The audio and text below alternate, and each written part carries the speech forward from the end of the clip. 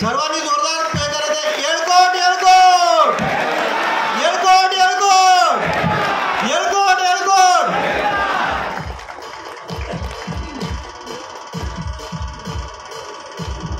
आता श्री प्रकाशभाई मेहता आपले मार्गदर्शक या ठिकाणी आपले वक्तव्य मांडणार आहेत आणि आपल्या मनातली जी घाळमेळ आहे ती आता लगेचच दूर होईल आणि पुढचे विचार मांडण्यासाठी प्रकाशभाई मेहता.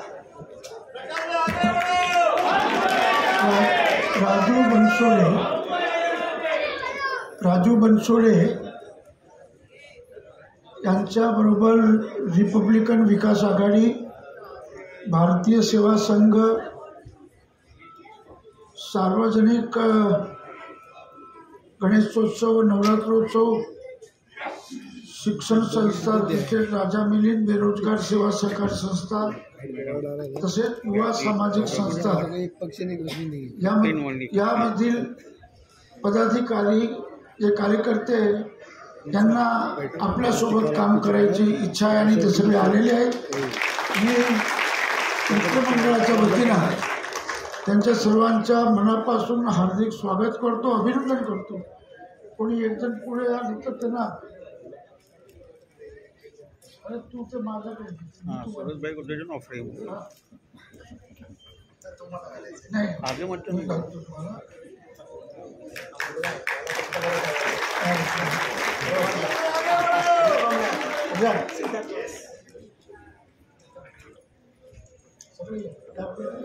प्रकाश मेहता मित्रमंडळाचा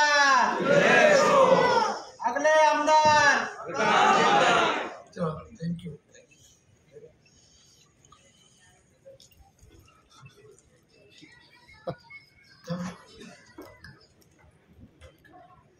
मीटर चालू रहा.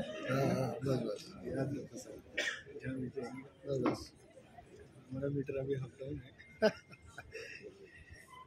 मंचावरील सर्व माझे सहयोगी मान्यवर, या सभागृहात आणि काही सभागृहाच्या बाहेर माझ्या 40-45 वर्षाचा प्रवासात जे लोक व्यक्तिगत माझ्याशी जुडले गेले, वेगवेगळे पक्षात आहेत, वेगवेगळे संस्थेत आहेत, वेगवेगळे धर्माचे आहेत, संप्रदायाचे आहेत, पण आम्ही एक कुटुंब म्हणून काम करणारे, एक परिवार म्हणून काम करणारे हे सर्व जे कार्यकर्ते आहेत त्यांचा अनेक दिवसापासून म्हणणं होतं की आपण गेली 5 वर्ष काहीच का बोलत नाही.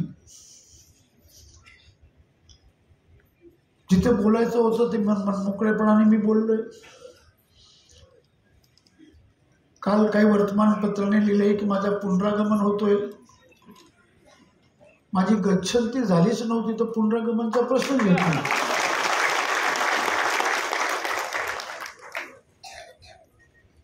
ज्यांना काम करायचा अवसर मिळाला आहे त्यांना शांतताने काम करता यावा म्हणून पक्षाने विविध जबाबदारी माझ्यावर या 5 वर्षात दिली. मी कर्नाटकात काही महिने होतो, तेलंगणामध्ये काही महिना होतो, गुजरातला काही महिन्यात होतो लोकसभेच्या निवडणुकीच्या आधी. मुंबईतील अनेक कामाची जबाबदारीमध्ये सुद्धा सक्रियपणाने मी काम केलं. पण ती पक्षाची भूमिका आहे. पक्ष आणि जे काही आपलं सुखदुःख असतो ते आपण मांडत असतो. तरी कार्यकर्त्यांना एक खतखत असते. पक्ष कुठलाही असो, एखादा ज्येष्ठ कार्यकर्ता, एखादा सिनियर कार्यकर्ता तुम्हाला मदत करण्यासाठी, तुमच्याबरोबर काम करण्यासाठी, जनतेची सेवा करण्यासाठी, तुम्हाला अवसर मिळाला म्हणून तुमच्याबरोबर काम करायला जेव्हा पुढचं पाऊल टाकतो तेव्हा असं म्हणतील की बाबा तुम्ही काम करूच नका, तुम्ही या गावात दिसूच नका, अन्यथा मी बसून जाईल. असो, आपण जात होतो, 2-3 दिवस गेलो. नंतर SMS आज पण तुमच्याकडे आहेत. SMS करून सांगितलं की बाबा तुम्ही घाटकोपरमध्ये फिरू नका आणि तुम्ही येऊही नका आणि कार्यक्रम पण करू नका. ठीक आहे, त्यांचे विचार जेवढे होते तेवढे त्यांनी सांगितले. त्यांचा जेवढा प्रवास होता घाटकोपर ते विद्याविहार. आता आपण बसलोय जम्मू काश्मीर पर्यंत पण गेलोय, कच्छ पर्यंत पण गेलोय. आपला प्रवास हा अनंत प्रवास आहे. त्यामुळे त्याचं वाईट मानून घेणं, आणि मी सांगतो तुम्हाला, एक्शन येणार, रिएक्शन करायचं नाही. कुणी काही ऍक्शन आली आपण रिएक्शन द्यायची नाही, हे पाळलं पाहिजे.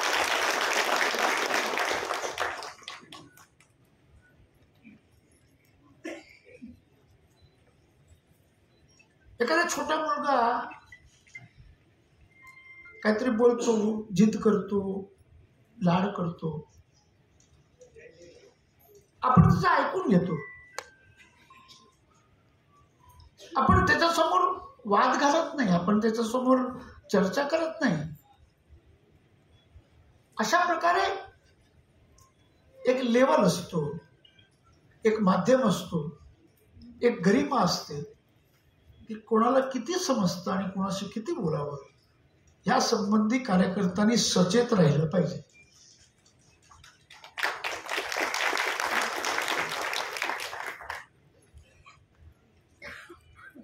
मी बरेच कमवले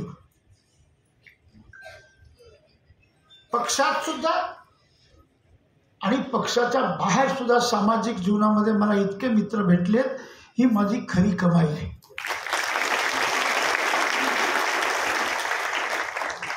आज जसं आपण बघतो या मंचावर आणि या संपूर्ण सभागृहामध्ये, हे सगळेच माझे मित्र आहेत, मी त्यांचे मित्र आहेत. असे अनेक आलेत जे कदाचित उल्लेख करायचं राहिलं असतील, इथे येण्यासाठी राहिलं असतील, पण काही असेही आलेले आहेत. हा कार्यक्रम कसा होतोय मला माहित आहे. कोण कोण आले, मंचावर कोण कोण होते, कोण काय काय बोललेत, ते व्हिडिओ टेप पण करतात. आणि दुसरे एक मित्र जे आहेत ते आज आले नाहीत, त्यांना मी तो समजतो, पण ते काही आले नाही. त्यांनी पण सांगितलं की बाबा उद्या जाऊन बघ तिथे कोण कोण लोक येतात, आपल्यापैकी कोण कोण आहे, जरा डोळे फिरवून घे.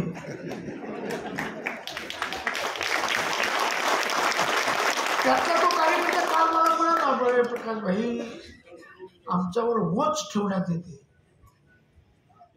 आता उलट टाकलंय, तुझ्यावर वॉच ठेवलं तर तुला काय, अरे तुझ्यावर वॉच ठेवायला जे लोक आहेत ना, हे अर्ध्या रात्रीला पडद्यामागे येऊन आमच्याशी हात मिळवणी करूनच या राजकारणात काम करतात.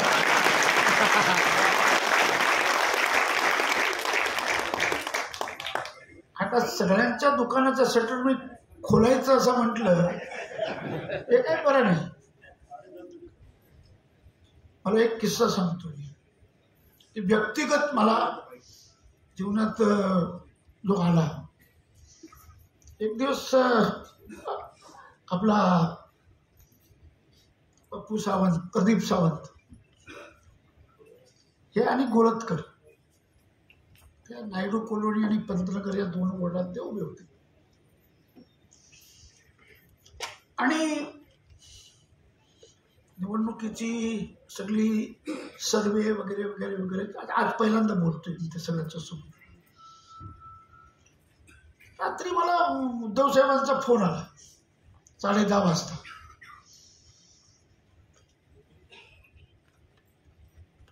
कुठे आहेस तुम्ही? घाटकोपरला आहे. आता येता का? म्हटलं येतो. ते काही संदेश त्यांच्याकडे गेला होता तो त्यांच्या आधारावर. आणि तिथे गेल्यावर मी बघितलं डाके साहेब आणि उद्धव साहेब दोघंही होते. मला सांगितलं प्रकाशभाई, आमच्या सर्वेमध्ये आमच्या 2 सीटमध्ये आम्हाला थोडासा प्रॉब्लेम वाटतो, प्रदीप सावंत आणि गोलतकर. तर म्हटलं साहेब प्रॉब्लेम येणार नाही. नाही ते काय आहे, तुम्ही मित्र आहात म्हणून तुम्हाला मी खरं सांगतो, तुम्ही काही लोकांना उभे केले आणि म्हणून आमची सीट पडणार. माझ्या लक्षात आलं त्यांना काय म्हणायचं होतं ते. म्हटलं साहेब तुम्ही चिंता करू नका, दोन्ही सीट निवडून येणार यासाठी मी जे काही प्रपंच केलंय ते केलंय.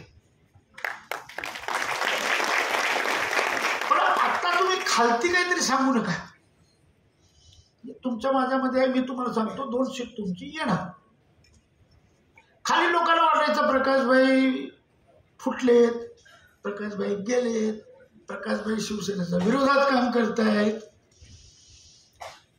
तर आमचा तो पण असेल याच्यात कुठेतरी अतुल भायानी त्याला उभा केला होता. आणि सुरेशच्या समोर आप्पा असेल इथे कुठे आहे, हे आप्पा उभा होता. आप्पाला विनायक कदमने सांगितलं की तू लढ, काय पाहिजे वगैरे तर खर्च बिर्च मी करतो म्हणे. म्हटलं बरं झालं.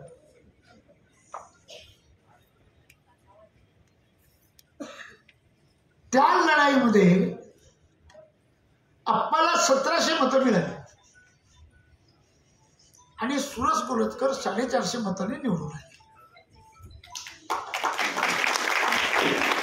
आप्पा उभा राहिला नसता तो गोलतकर पडले असते. तसेच त्या काळात त्याच्या आधी आणि त्या काळात आमची युतीच होती. आणि त्या काळात गुजराती मानसिकता थोडी अशी होती की बाबा कमळ जर दिसत नसेल तर सेकंड प्रायोरिटी शिवसेनाला न देता दुसऱ्याला द्यावी.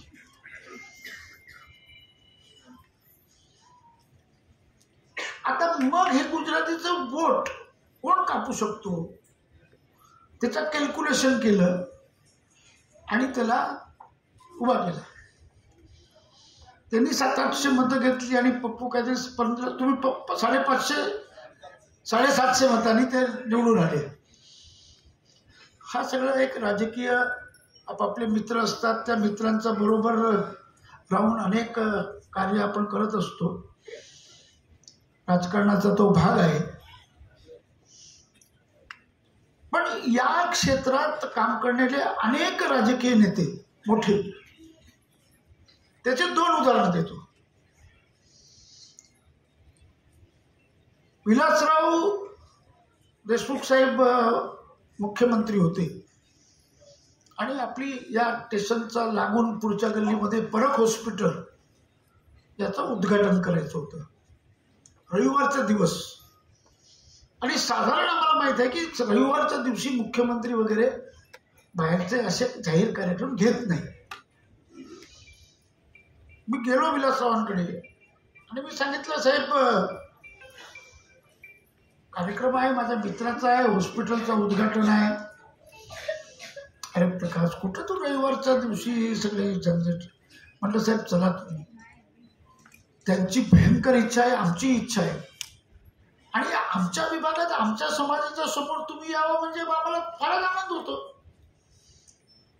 ते आले, हॉस्पिटलचं उद्घाटन केलं आणि त्या व्हिडिओ कॅसेट पण आहेत. विलासरावांनी आपल्या भाषणाची सुरुवात करताना सांगितलं की रविवारी मी कुठल्याही कार्यक्रमात जात नाही, परंतु 2-4 माझे मित्र असे आहेत की जे समोर येऊन उभा राहिले की त्याला नाही म्हणता येत नाही मला. त्याच्यातला प्रकाश एक आहे. आणि सभागृहात प्रकाश काम करतो. मी मुख्यमंत्री म्हणून अनेकदा भेटायला येतो आणि तो ज्या पद्धतीनं सर्वसमावेशक जो काम करतो त्यावरून मला असं वाटतं की प्रकाश मेहताला जोपर्यंत घाटकोपरमध्ये लढायचं आहे तोपर्यंत काँग्रेसचा उमेदवार नाही उभा राहिला तरी चालेल. हा व्हिडिओ रेकॉर्डिंग आहे. असं एखाद्याने म्हणणं, मुख्यमंत्र्यांनी म्हणणं, दुसऱ्या पक्षासाठी म्हणणं, आता हा स्वभाव जो डेव्हलप करायचा होता. 95 मध्ये विलासराव पडले होते. तर 95 मध्ये आमची सेना भाजपची सरकार आली आणि एकदा विलासरावांचा फोन आला मला, प्रकाश तू बंगल्यावर किती वाजता असतो? म्हटलं का साहेब? आणि मला भेटायला यायचं होतं पण मी तिथे मंत्रालयात येऊ शकत नाही, माझी मुख्यमंत्री म्हणून आमच्या काही प्रोटोकॉल असतात. म्हटलं साहेब मी तुमच्याकडे येतो, तुम्ही येऊ नका. मी गेलो त्यांच्या घरी आणि विलासरावांनी मला सांगितलं की प्रकाश तू पालकमंत्री पण आहेस, घाटकोपरचा आमदार आहे, मंत्री आहेस. हे 96ची गोष्ट आहे आणि प्रमोद महाजन पण खासदार आहेत, केंद्रामध्ये नेते आहेत. पुणे विद्याभवनला लागून 9000 मीटर जागा आहे आणि ते शिक्षणासाठीच राखीव आहे आणि मी त्याचा गव्हर्नरिंग बॉडीचा चेअरमॅन आहे. तर ती जागा मी रेव्हेन्यू मिनिस्टर असताना मी पुणे विद्याभवन संस्थाला द्यावी म्हणून सगळं सही शिक्का वगैरे करून ठेवलेले आहेत, परंतु शरद पवार साहेबांनी ती फाईल अडकवून ठेवलेली आहे. ते दिली नाही कारण ते त्यांचं एक वेगळं राजकारण. शरद पवार, विलासराव, अशोक चव्हाण हे सगळे एक वेगवेगळं राजकारण, त्यांच्याही आपसात. मी महाजनांना सांगितलं साहेब असं असं आहे, आपली शाळा आहे, ते नावापुरती म्हटलं सगळे काँग्रेस सगळे आहे, परंतु आपले अनेक संचालक, डायरेक्टर्स, ट्रस्टी वगैरे त्याच्यामध्ये आहे. आणि विलासरावांनी मला हे सांगितलं की बाबा तू ते फाईल सही करून दे. म्हणजे कुठे पडली? म्हटलं साहेब विलासरावांकडे पडलेली आहे, कारण की आधी CM शरद पवार साहेब होते म्हणून ते CM कार्यालयामध्ये ती फाईल पडली होती. प्रमोद महाजन यांनी मनोहर जोशी सरांना फोन केला की भाई प्रकाशला एक पालकमंत्री म्हणून त्या विभागाची एक फाईल आहे, त्याची थोडीशी स्टडी करायची आहे. तर प्रकाश सांगतील ते फाईल जरा देऊन टाक ना त्यांना. त्याने तुला बोलायचे 2 जण. आणि मी गेलो आणि मुख्यमंत्री कार्यालयातून ती फाईल घेऊन आलो. आणि जिथे मुख्यमंत्र्यांची सही फक्त बाकी होती तो पेज असं उघडून असं करून महाजन साहेबांना सांगितलं, साहेब आता मी सही घ्यायला जातोय आणि ते अगदी एकटे असेल तर फाईल बघणार, सही करणार नाही करणार. मनोहर जोशी सर तर म्हणे तू बरोबर टाइम टेबल जाऊन बघ. आणि मी एक माणूस उभा केला साहेबांच्या ऑफिसच्या बाहेर. साहेबांना जेव्हा लिफ्टमध्ये जायचं असतं ना त्याच्या 5-10 मिनिटाच्या आधी ते हालचाल सगळी सुरू होते. तर त्या हालचाल सुरू झाल्यावर विलासराव आपल्या मनोहर जोशी सर आले आणि लिफ्टमध्ये ते जसं घुसले त्याच्याबरोबर मी घुसलो. आणि त्याच्या आधी महाजनाने फोन केला होता त्याला. मी असंच पेज सांगितलं, अरे हा प्रकार ते सही कुठे करायचे? म्हटलं साहेब इथे सही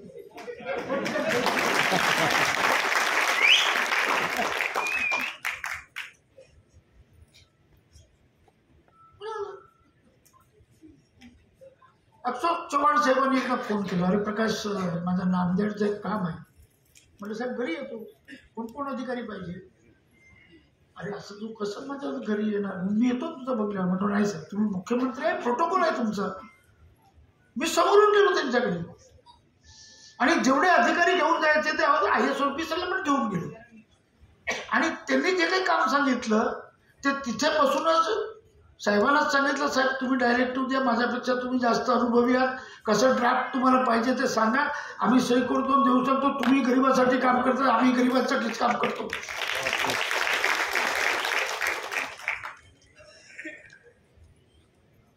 आपला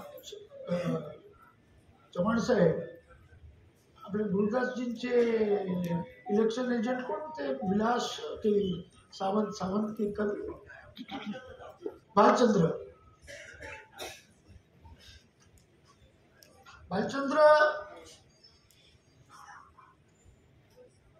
सावंत प्रत्येक इलेक्शन मध्ये गुरुदासजींचं ते इलेक्शन एजंट असायचे.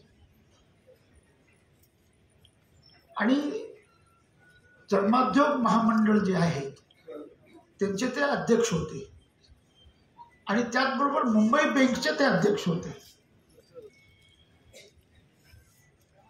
काहीतरी पॉलिटिकल घोटाळे झाले आणि अरेस्ट वॉरंट आला. आता त्याच वेळेस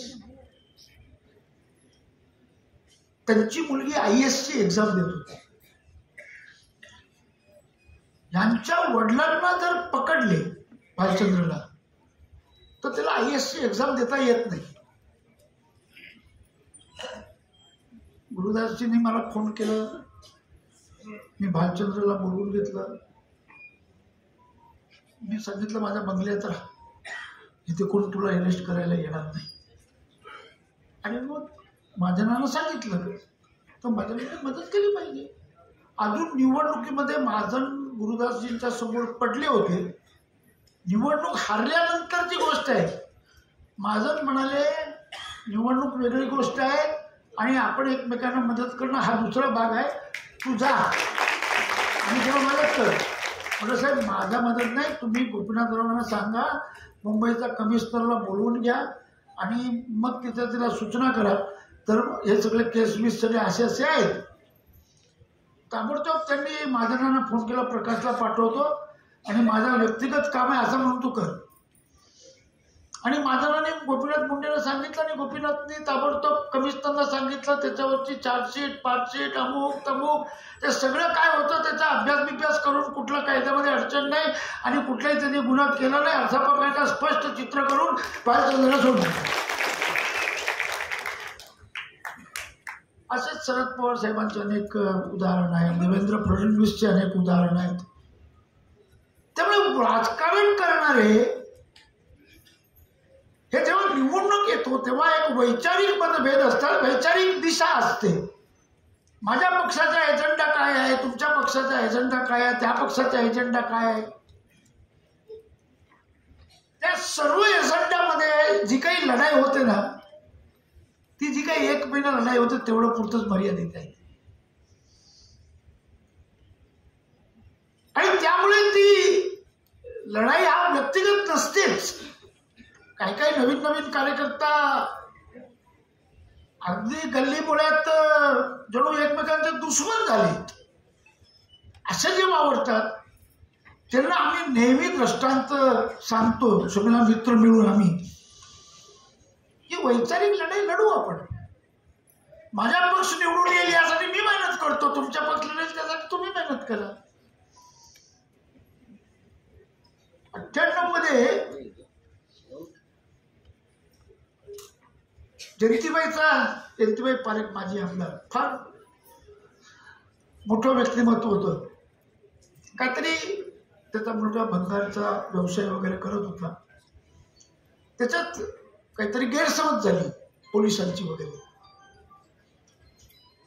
एकदम संबंधित से पोलीस आणि IG कमिशनर DCP आणि माझी कॅबिनेट मीटिंग चालू होते. जयंतीबाईचे फोनवर फोन. आता आमचे सर होते ते थोडं कडक होते.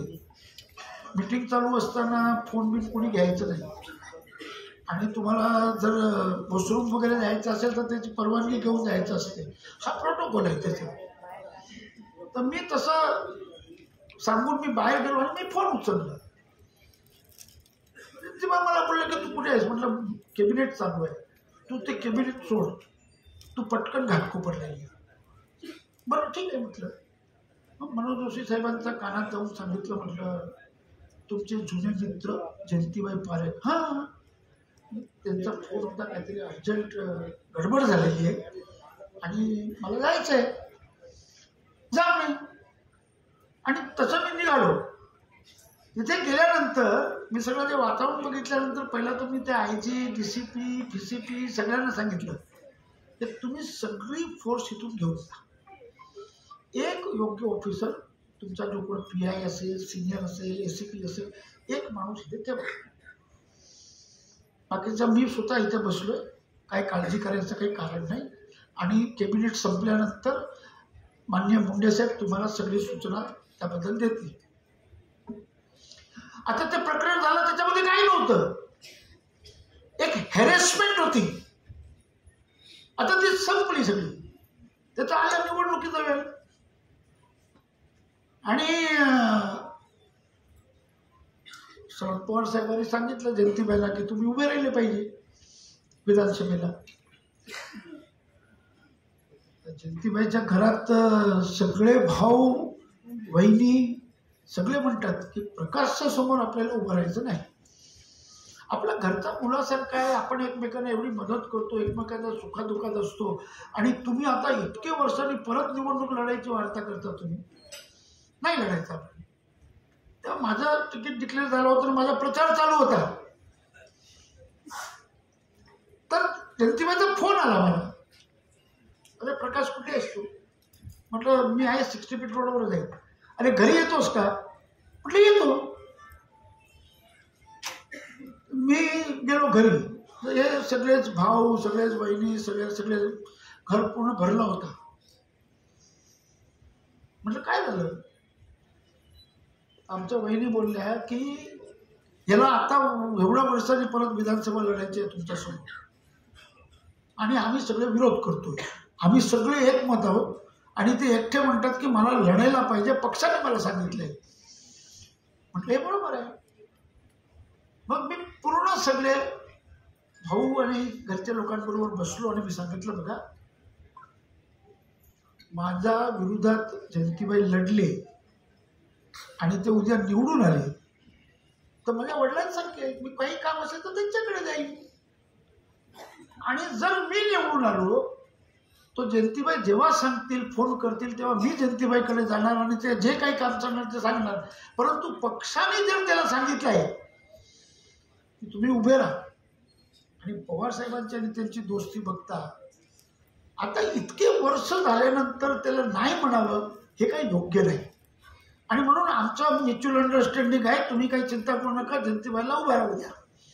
आणि जयंतीबाईने मी समोर लढलो आणि त्यांच्या घरातून बाहेर पडताना आम्ही एका ताटात जेवण केलं आणि मग दुसऱ्या दिवशी त्यांनी फॉर्म भरला आणि समोर इलेक्शन लढलं. मला हाच राजकीय विषय प्रकाश मेहता मित्रमंडळातील सर्व शुभेच्छक, कार्यकर्ता, मित्रपरिवार यांना सांगायचं आहे. बोलता बोलताना एकाने कोणीतरी सांगितलं की, तर हे मी ऍक्च्युली बोललं नाही पाहिजे. मिहीरबाईंनी सांगितलं आणि मिहीरबाई घाटकोपरच्या बैठकीत आले नाही 3दा.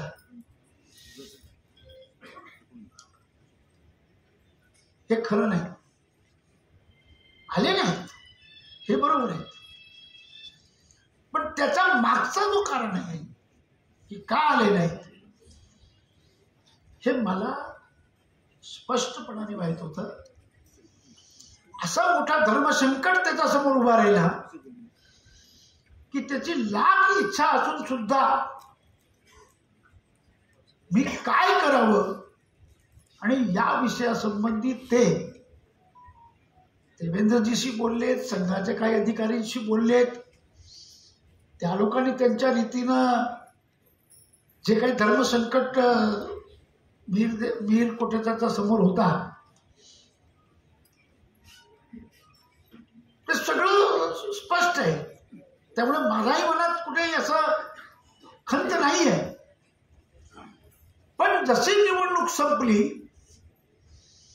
तसं तोपर्यंत आपण असं बघतो की आपला उमेदवार जो कोणी आहे त्याला कम्फर्ट झोन पाहिजे. तो सांगेल ती पूर्व दिशा. मग आपण सिनियर असू, तो ज्युनियर असेल, काही असू. पण निवडणूक संपल्यानंतर त्यांनी मला जे कारण सांगितलं ते कारण मी आजपर्यंत कुठल्याही नेत्याला सांगितलेलं नाही.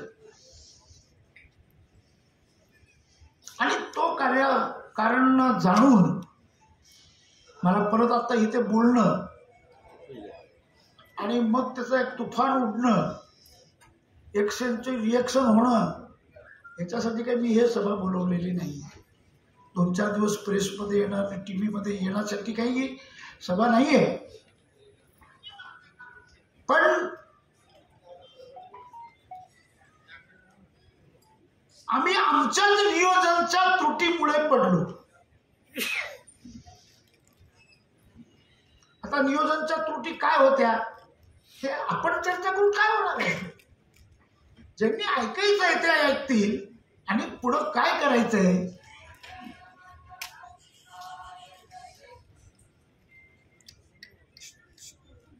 आणि ते पुढे गेली. महाराष्ट्रापर्यंत गेली, नागपूरपर्यंत गेली, दिल्लीपर्यंत गेली. यथायोग्य स्थानी त्याची चर्चा झाली आणि ती चर्चाचं गंभीर अशी दखल ज्या ज्या लोकांना घ्यायचे त्यांनी घेतलेली. आणि ही सगळी चर्चा करताना प्रकाश मेहतांना फारच आठवण सगळ्यांनी केली आणि म्हणून मला त्याचा आनंद आहे. आणि तुमच्या सगळ्यांचा आता 2च मिनिटं मी घेतो. आणि तुमच्या सर्वांचा इतकं मोठं जबरदस्त प्रेम, पक्षांच्या कार्यकर्त्यांचा प्रेम, नेत्यांचं प्रेम,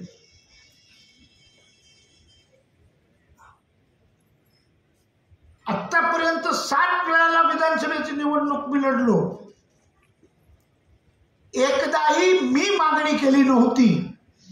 प्रत्येक वेळा पक्षाने मला सांगितलं की तुम्ही उभे राहायचे, तुम्ही उभे राहायचे. गेले 3-4 महिने असं बघायला गेलं तर गेली 5 वर्ष कार्यकर्त्यांचा ऐकतो, मित्रांचा ऐकतो, परिवाराचा ऐकतो. पण त्यातही विशेष करून गेल्या 3-4 महिन्यात कार्यकर्ता आणि समाज यांची जी भावना आणि जी खतखत त्या लोकांनी जी व्यक्त केली, त्यामुळे मी एका निर्णयावर आलो की मी विधानसभेची निवडणूक लढवणार आहे.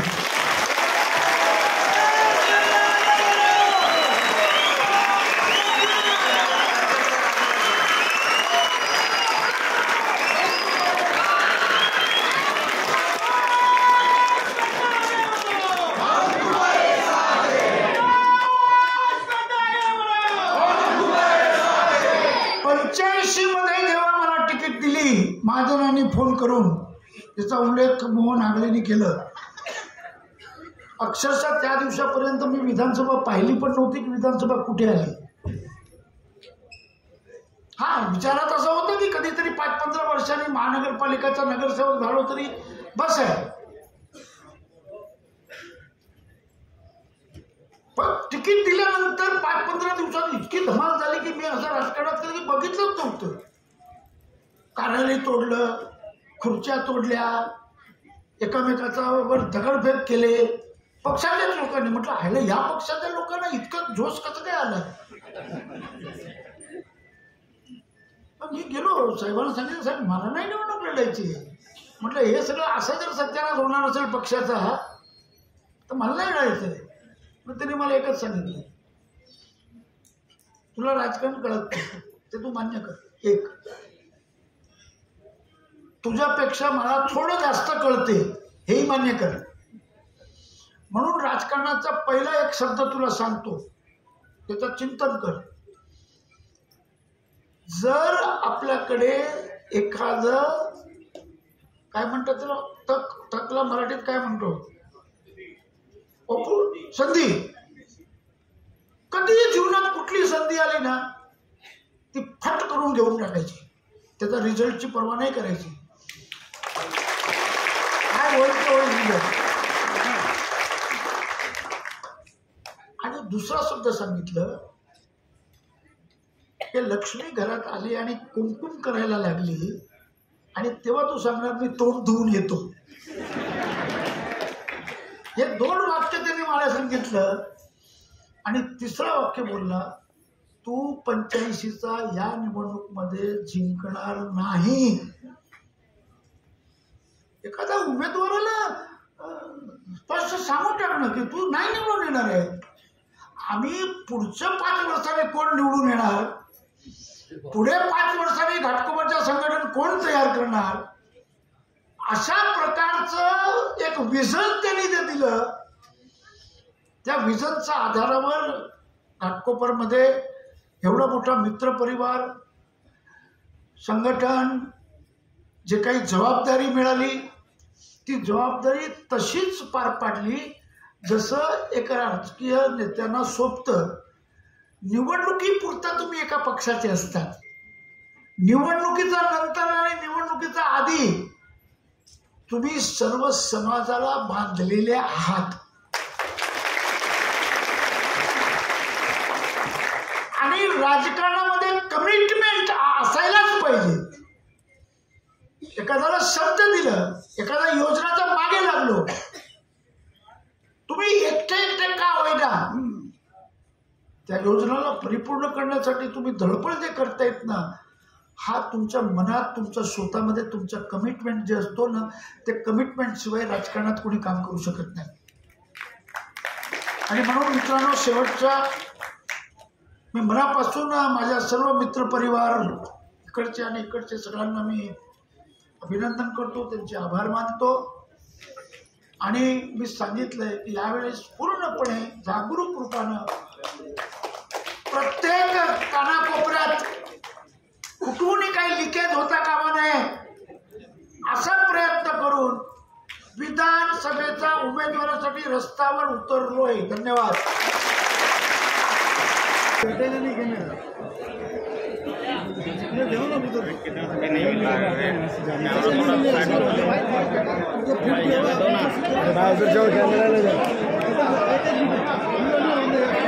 प्रकाशभाई मित्रमंडळ व त्यांच्या पदाधिकारी यांच्या वतीने प्रकाशभाईंचा सत्कार या ठिकाणी होत आहे. जोरदार टाळ्यांच्या गजरात स्वागत करायचे.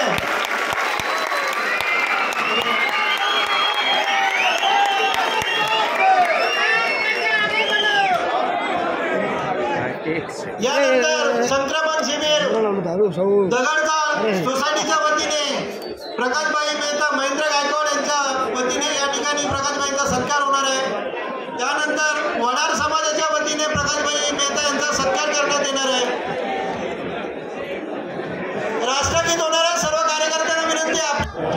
शुभ नामे जागे तब शुभ आशीष मागे गाहे तब जय गाथा जनगण मंगलदायक जय हे भारत भाग्य विधाता जय हे जय हे जय हे जय जय जय जय हे. भारत माता की सागर नलावडे आपण आभार प्रदर्शन करायचं.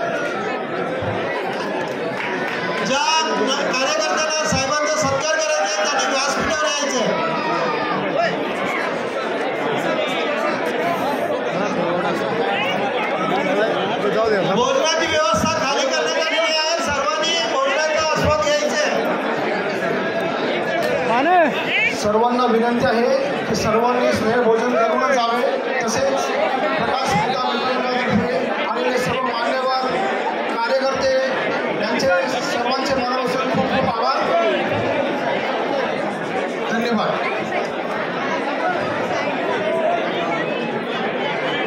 सर्व कार्यकर्त्यांना नम्र विनंती आहे, सर्वांनी स्नेहभोजनाचा लाभ घेऊन जावा.